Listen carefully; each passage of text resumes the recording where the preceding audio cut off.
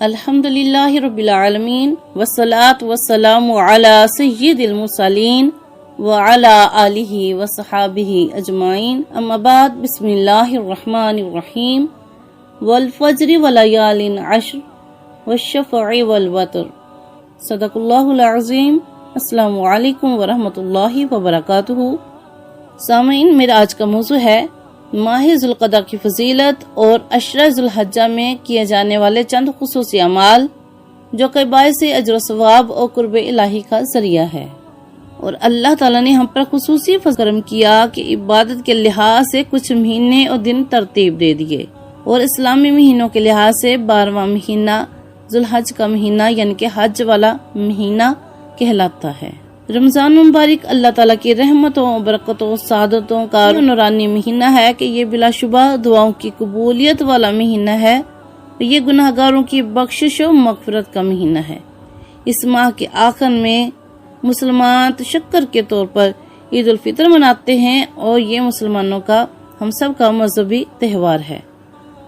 جیسے ہی رمضان مبارک ختم ہوتا ہے، حج کی تحمیل شروع ہو جاتی ہے، اور رمضان مبارک کے بعد شوال، ذوالقعدہ اور پھر ذوالحجہ آتا ہے۔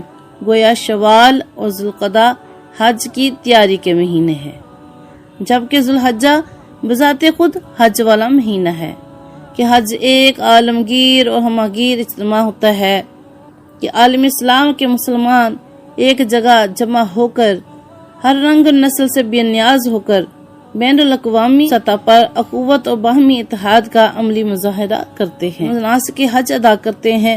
مسلمان اس فقید المثال اجتماعی عبادات کے ثمرات حاصل کرنے کے بعد بطور تشکر ایک اور مذہبی تہوار مناتے ہیں کہ جسے عید الاضحیٰ کہتے ہیں۔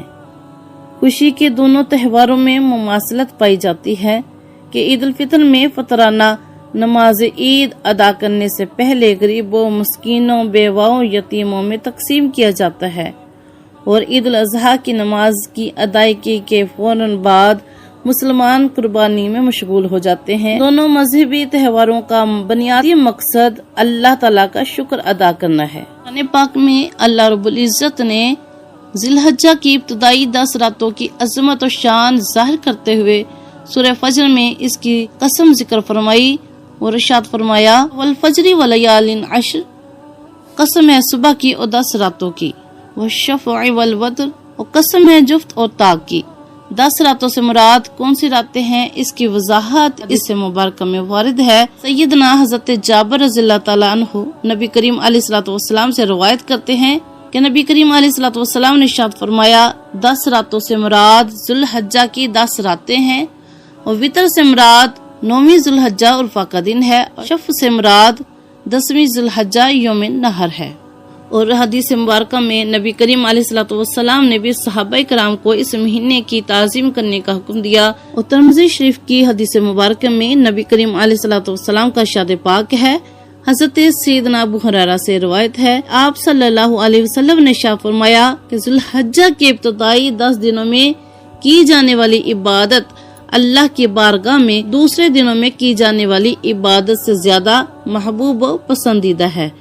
اس میں ایک دن کا روزہ سال بھر کے روزوں کے برابر اجر و ثواب رکھتا ہے، اور اس کی ایک رات کا قیام شب قدر میں عبادت کرنے کے برابر اجر و ثواب رکھتے ہیں۔ سبحان اللہ۔ اور بخاری شریف کی حدیث مبارکہ میں ہے، حضرت سیدنا عبداللہ بن عباس رضی اللہ تعالیٰ کریم علیہ الصلوۃ والسلام سے روایت کرتے ہیں کہ آپ صلی اللہ علیہ وسلم نے ارشاد فرمایا، کوئی عمل ایسا نہیں جو ان دنوں کے عمل سے افضل ہو۔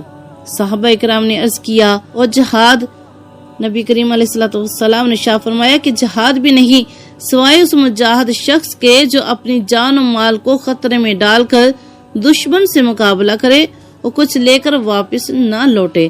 یعنی کہ اتنی فضیلت ہے اس مہینے کے۔ اس مبارکہ میں ہے، نبی کریم علیہ الصلوۃ والسلام نے ارشاد فرمایا کہ جب عشرہ ذوالحجہ شروع ہو جائے تو عبادت و اطاعت کا خوب اہتمام کرو، کیونکہ یہ وہ ایام ہے جنہیں اللہ تعالیٰ نے فضیلت و برتری عطا فرمائی ہے، اور ان کی رات کو بھی دن کی طرح عظمت و تقدس والی بنایا ہے۔ سبحان اللہ۔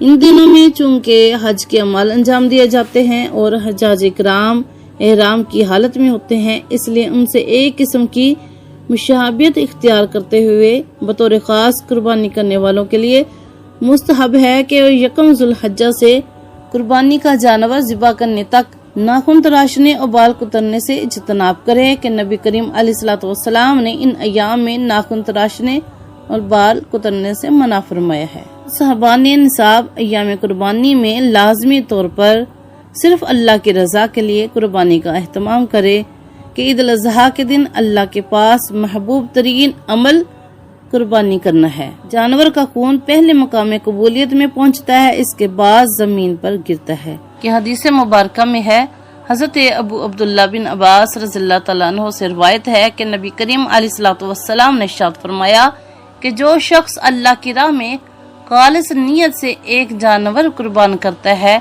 اسے اس قدر ثواب ملے گا جس کا حساب و شمار اللہ تعالیٰ کے سوا فرشتوں کو بھی معلوم نہیں۔ سبحان اللہ۔ ابن ماجہ ترمذی شریف کی حدیث مبارکہ میں ہے، حضرت عائشہ صدیقہ فرماتی ہیں کہ رسول اللہ صلی اللہ علیہ وسلم نے ارشاد فرمایا ہے، ابن آدم کا کوئی عمل قربانی کے دن خدا کے نزدیک خون بہانے سے زیادہ محبوب نہیں ہے، لہذا قربانی کا عمل نہایت ہی خوش دلی کے ساتھ کرنا چاہیے، اور جو شخص گنجائش و فراخی کے باوجود قربانی نہ کرے، اس کے لیے حدیث میں سخت وعید وارد ہے۔ شعب الایمان میں ہے کہ حضرت ابو ہریرہ رضی اللہ تعالیٰ عنہ نبی کریم علیہ الصلوۃ والسلام سے روایت کرتے ہیں کہ رسول اللہ صلی اللہ علیہ وسلم نے ارشاد فرمایا کہ جس شخص نے فراخی اور خوشادگی پائی اور قربانی نہ کی، وہ ہرگز ہماری عیدگاہ کے قریب نہ آئی۔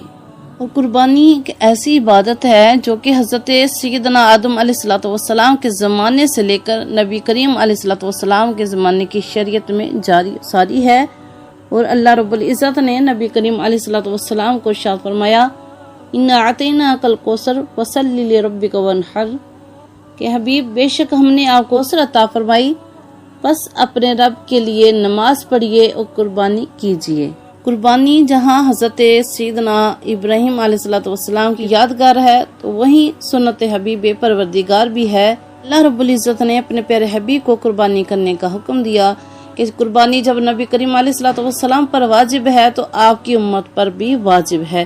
اللہ تعالیٰ اپنے حبیب کی اتباع کا حکم دیتے ہیں، اتباع سنت ہی دین ہے، اور پیارے آقا علیہ الصلوۃ والسلام کی ذات اقدس ہمارے لیے بہترین نمونہ ہے کہ اللہ رب العزت نے فرمایا کہ حبیب کہہ دیجئے، قل ان صلاتی و نسکی و محیای و مماتی للہ رب العالمین، کہہ دیجئے کہ میری نماز اور میری قربانی اور میرا جینا اور میرا مرنا اللہ رب العالمین کے لیے ہے، اس کا کوئی شریک نہیں۔ مجھے اس امر کا حکم دیا گیا ہے کہ میں سب سے پہلا اللہ کا فرمانبردار ہوں۔ سبحان اللہ۔ اس کے علاوہ 9 ذوالحجہ کی فجر سے 13ویں کی عصر تک ہر فرض نماز باجماعت ادائیگی کے اہل اسلام خواتین و حضرات تکبیرت تشریق کا ضرور اہتمام کریں، اور ان دنوں میں کوشش کریں زیادہ سے زیادہ نوافل ادا کریں، تسبیح تحلیل ادا کریں اور روزے رکھیں۔ اللہ رب العزت ہم سب کو اس ماہ مقدس کا احترام کرنے اور عبادت کرنے اور روزے رکھنے کی توفیق عطا فرمائے، اور اللہ تعالی ہم سب کو حج کی سعادت عطا فرمائے، اور ہم کو قربانی کرنے کی توفیق عطا فرمائے، اور ہماری قربانیوں کو اپنی بارگاہ میں شرف قبولیت عطا فرمائے۔ آمین ثم آمین۔ دعاؤں میں یاد رکھیے گا۔ جزاک اللہ خیر۔